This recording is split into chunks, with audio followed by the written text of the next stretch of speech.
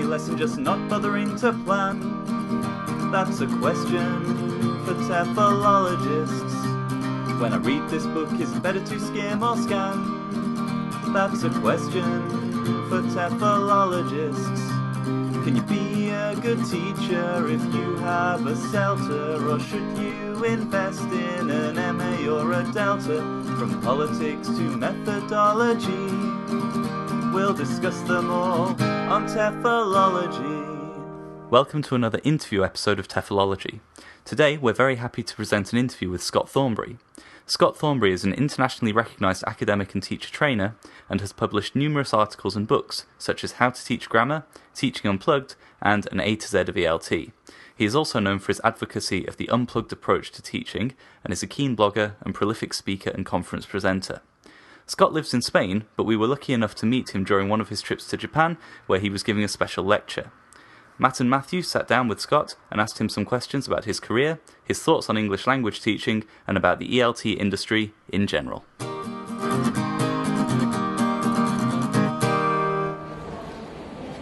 Hi, this is Matthew. And this is Matt. And we're very happy to be sitting here with Scott Thornbury. Thank you for agreeing to be interviewed by us. My pleasure. Okay, so we'll get straight into it, I guess. Yeah, so perhaps just by way of introduction, could you kind of maybe briefly describe your career as a language teacher, teacher trainer, and of course writer as well?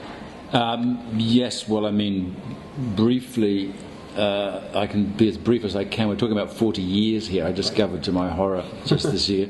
I'm one of the probably dwindling generation of teachers who started teaching confident that as a native speaker I could get away with very little training, and did the mandatory 4-week course in London in that 40 years ago, ended up in a private language school on the south coast of England, and before long was teaching in Egypt, and before long, because it was a rapidly expanding market, I was kind of mentoring new teachers, and then next stage was I was kind of resident teacher trainer, I guess, materials writer. Went back to London, got some more training, did a diploma course, went back to Egypt, went back to London, got some more training, did an MA, went to Spain, and so on. So, yeah, it was a kind of pretty standard trajectory, with sort of pretty regular changes of, well, not that regular. I mean, I was a long time in Egypt, I've been a long time in Spain, those are my main bases. So, but regular upgrading, I guess, in terms of qualifications and skills, and one of those being writing, which had kind of emerged out of teacher training. You know, you write a lot of worksheets for teaching the language analysis component of diploma course. Somebody says, those worksheets look pretty good, maybe we could publish them. Next thing you know, you've got a book out. Next thing you know, somebody else is saying, we're writing a course book, but we'd like you to write the workbook because you're good on grammar. And so you write the workbook, and the next thing they say, oh, you've written that workbook, would you like to write a course book because you're good at writing workbooks, and so on, so on, so on. So, but I was relatively lucky.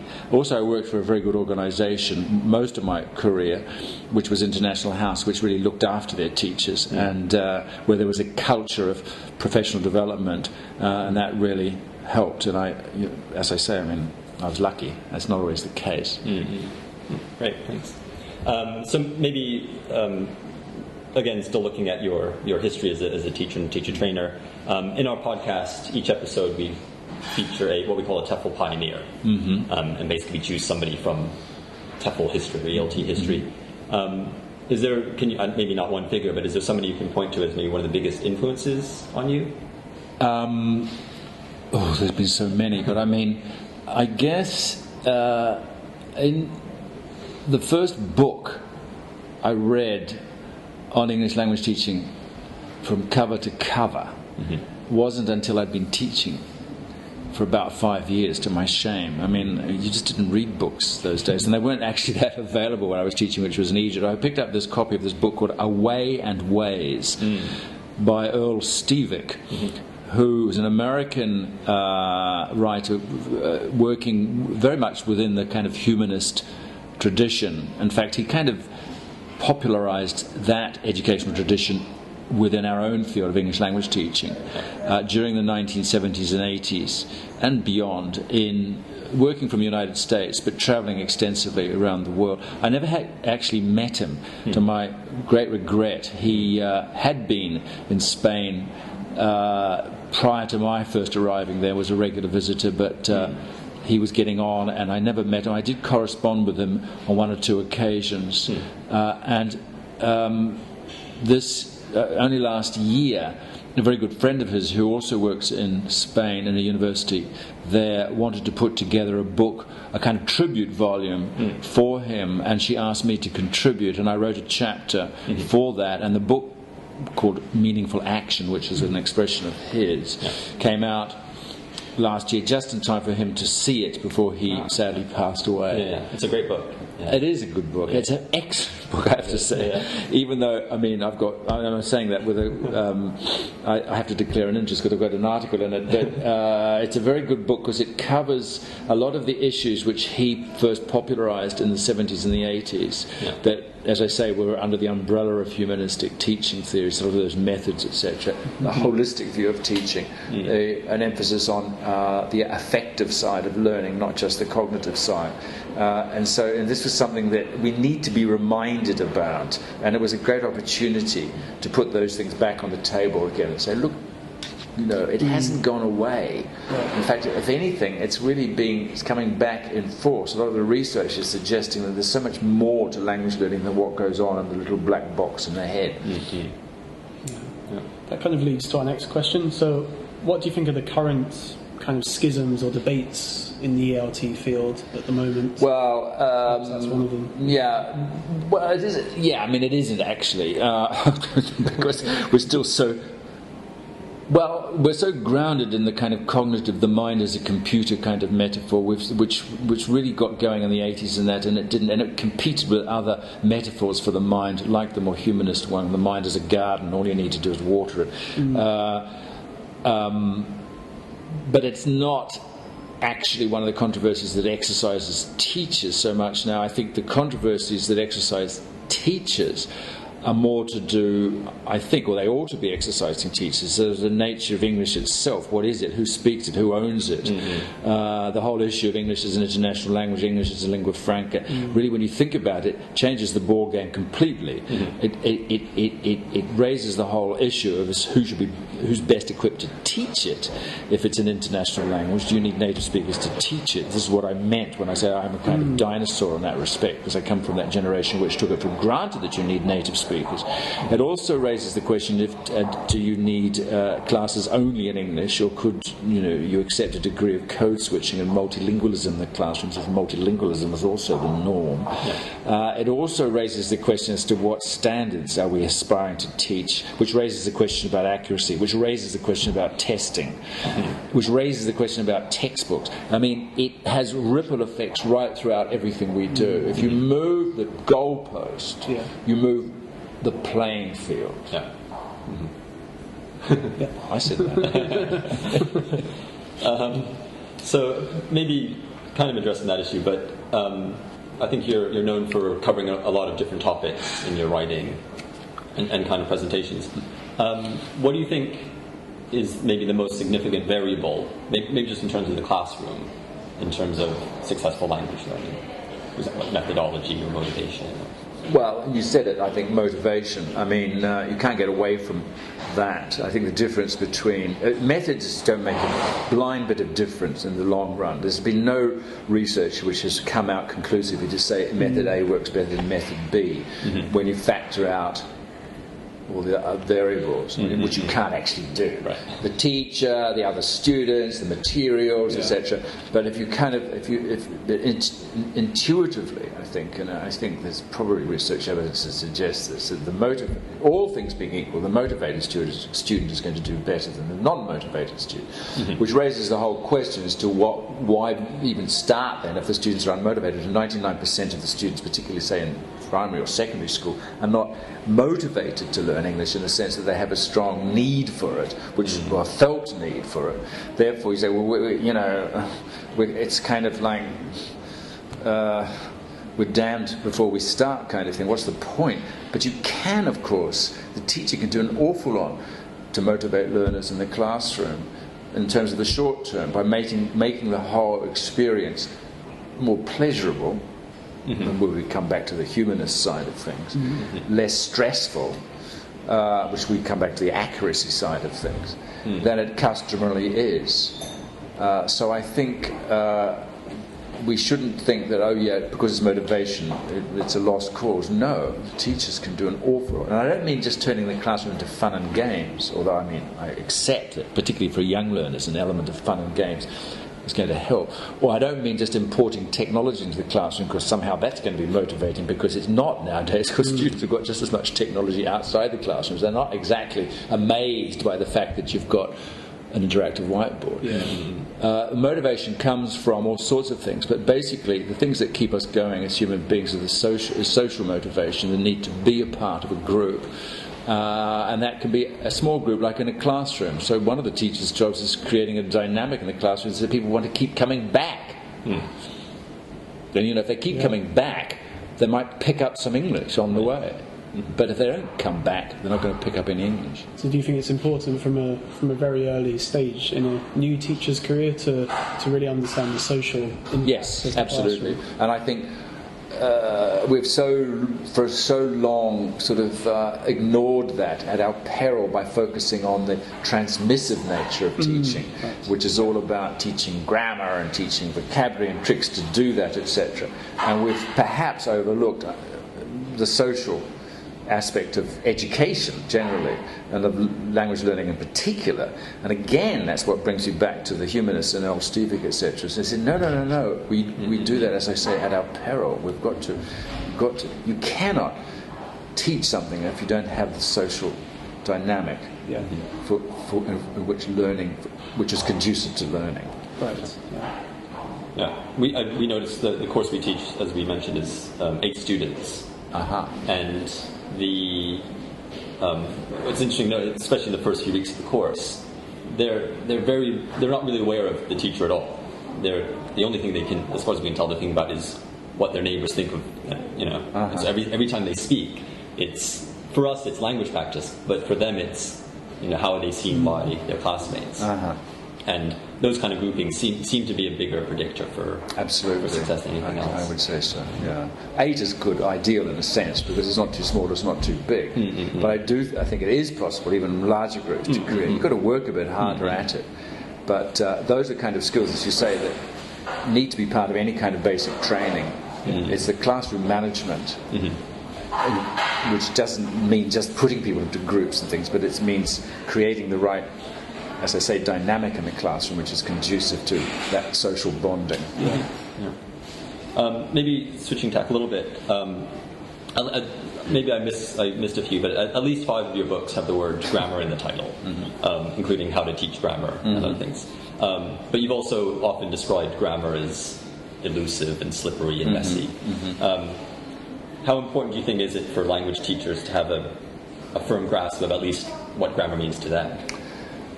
Well, yeah, I am a bit ashamed of having focused so much on grammar, and I think part of the reason is that as a profession we focus so much on grammar, and so in a sense, if you want to sell books, you should put the word grammar in the title.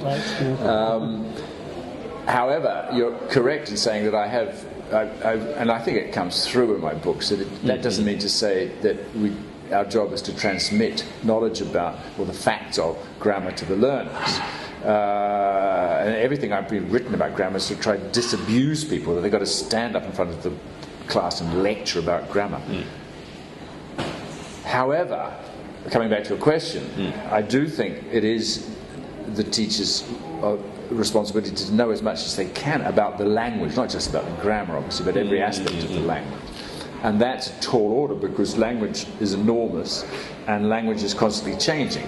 So you really do need to keep up to date. But it's that background knowledge of the language which gives you a degree of authority, both in terms of choosing materials, writing materials, designing syllabuses, that's on the sort of overview, and the actual classroom, dealing with language issues that come up errors that students make and knowing how to deal with them. And so, I mean, I think without actually necessarily teaching grammar as such, you still need, as I say, to know a lot about it.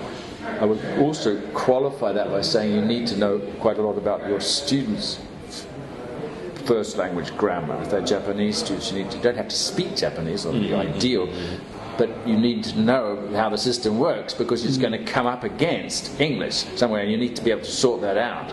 And I think it's been, again, coming back to this kind of native speaker model of teaching, it's been a great,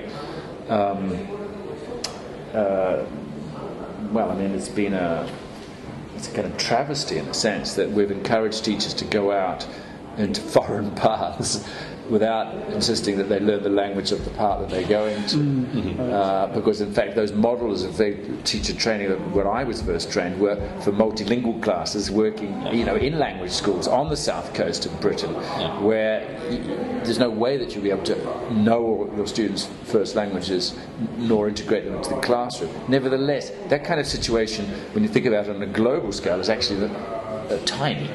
It's probably 5% of what goes on in English language teaching. Most teachers are teaching in the context in which their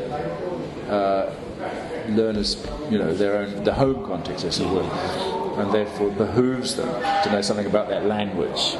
So it's language analysis and knowledge both of English but also of the learner's L1. Do you, in terms of like language awareness of English, and maybe addressing the non-native teacher thing, for non-native teachers, I mean, are you saying that there should be a kind of threshold of no, I don't. Some people would say that. I think if you look at what teaching competence is all about, it's language teaching competence is about three things essentially. One is knowing the language, being able to speak the target language. So to some degree of proficiency, and that's the next question is what's the degree of it. The other one is knowing about the language, that is to say meta-linguistic knowledge. And the third one is pedagogical skills. And what tends to happen is that every teacher comes into this profession with a kind of and not a balanced equation of those three factors. They'll have, if they're a native speaker, they'll speak the language pretty well, but they won't know very much about it. They won't have much metalinguistic knowledge. And when they're starting, they have very little in the way of pedagogic skills. So they'll use their pedagogic skills to make up for the fact that they have no metalinguistic knowledge. That's compensatory. Similarly, and I'm talking in generalizations here, but your non-native teacher of English will probably not feel confident, at least in their proficiency, not compared to a native speaker, wisely or unwisely. But they probably will have quite advanced metalinguistic knowledge because they would have spent years studying the language. So they will use their pedagogical skills to make up for the fact that they've lacked confidence in their spoken English. So it's all swings and roundabouts. But so your training should address the area that you feel least confident in. But either way, it's your pedagogical skills, and in the end, it's going to make up for whatever deficiencies you have in one or the other, metalinguistic knowledge or language proficiency. It's all about teaching. So arguably, you could take this argument to its extreme and say it's conceivable that you could have a teacher of a language who didn't speak a word of that language, not a single word, but had access to a grammar and a vocabulary and knew everything about that language technically, and then had the pedagogical skills to teach it. I think this is not an entirely unrealistic situation where you take a language like Sanskrit, for example, or Latin, that nobody actually speaks it, but you can teach it, because we have all the stuff about it. So you use the pedagogical skills to teach the language. It's an extreme case, but I think in the end, theoretically at least, there is no bottom line.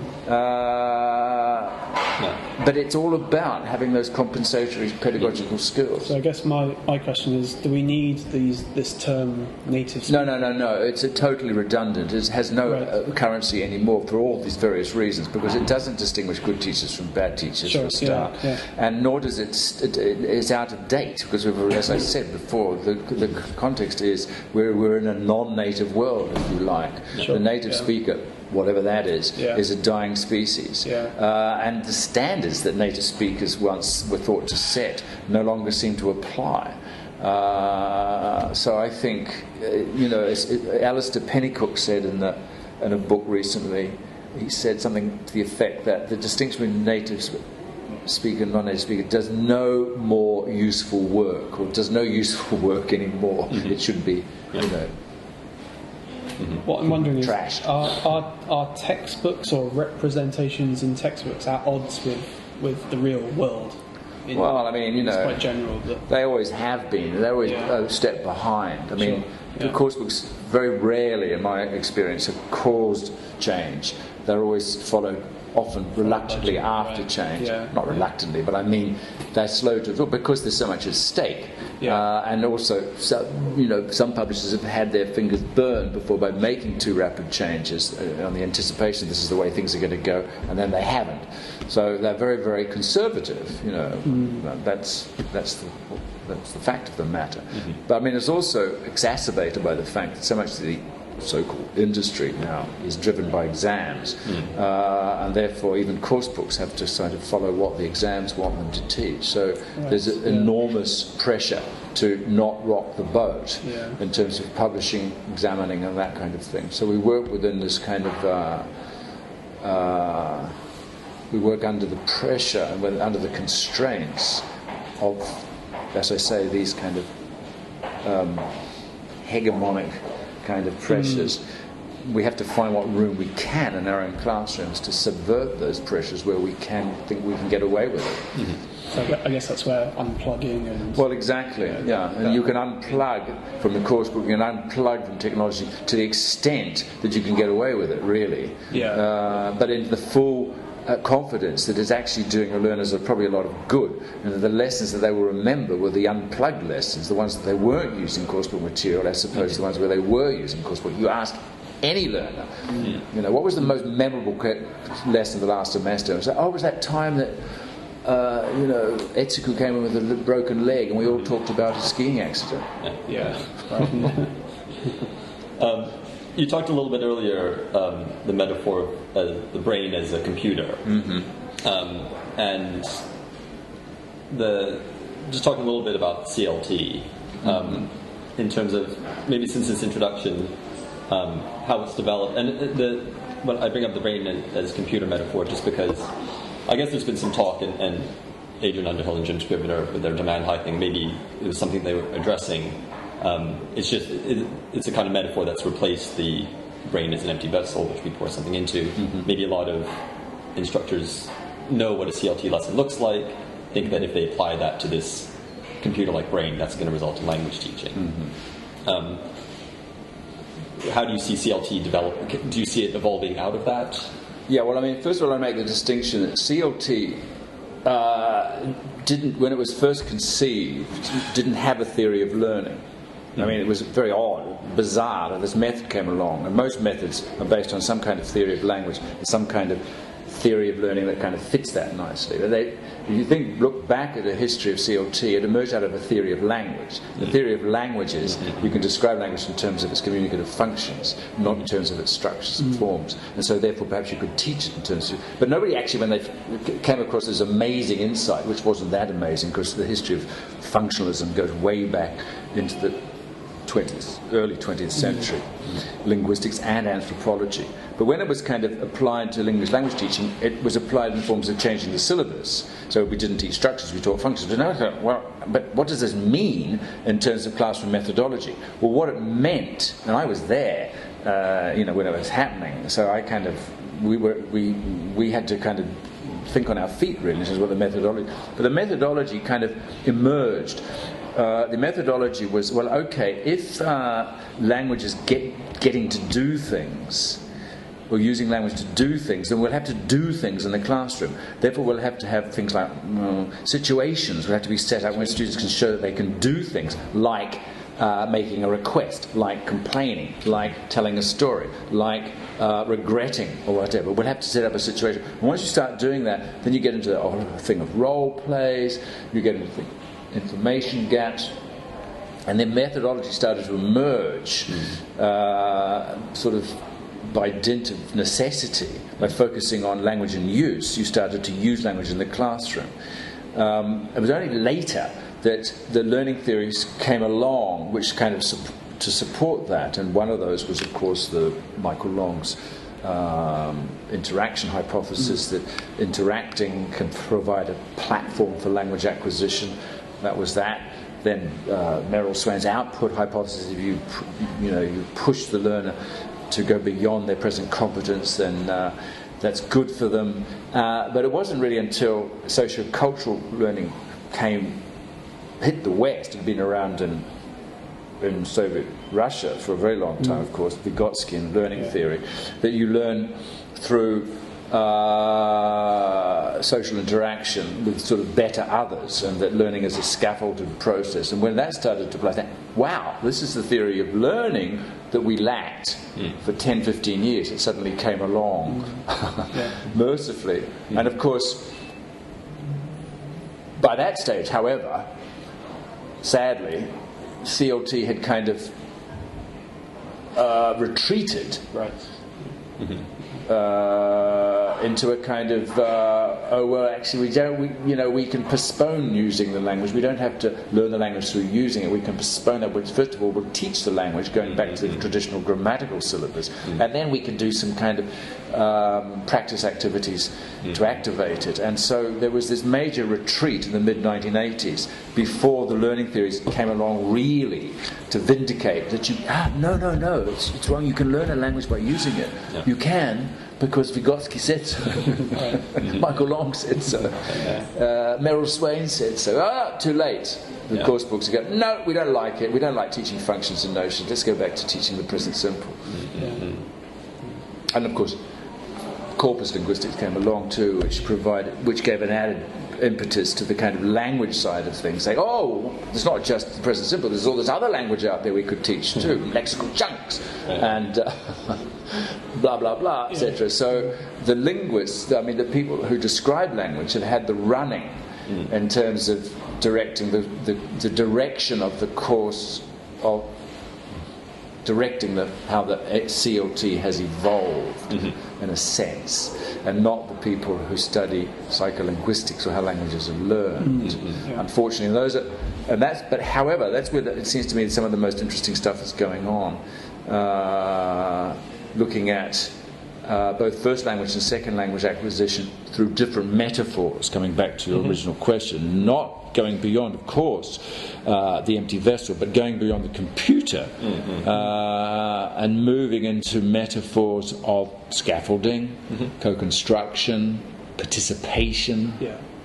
And these are all yes, this is what the communicative approach should have been about. But these metaphors came along too late, and we were left with a metaphor which is in fact it's the computer one, but computer in the sense of an information processor. So the mind is an information processing machine, and is constrained by capacity and stuff like that. And that's very much the paradigm that we've been in, and we're struggling to escape. And there's a war going on, not on the level of classrooms and teachers, but there's a war going on amongst applied linguistics as to which way we should go. The carry on with the information processing metaphor, or take the route of the participation, emergentism, dynamic systems theory. And there's a real battle going on as we speak. How long does that take to kind of filter? I don't know. Well, Thomas Kuhn, or whoever it was who first talked about paradigm shifts, I think used to say, didn't he say it was like a 25-year cycle? Really? It takes that long. Maybe nowadays with technology things happen quicker. But I think things move inexorably, really, at the level, particularly when you factor in the big business interests that are going to, as I said before, put a kind of brake on any innovation. And I'm talking about the course books, I'm talking about the exams, etc. And they really do put a brake on any innovation. In that case, the technology might be part of that, putting the brakes on. Well, technology can do two things. It can put the brakes on, but it can also free people to actually explore different things and their own particular metaphors, etc. I mean, I'm skeptical about the way technology is being used currently in language education within classrooms, but I'm very hopeful about its uses outside of classrooms.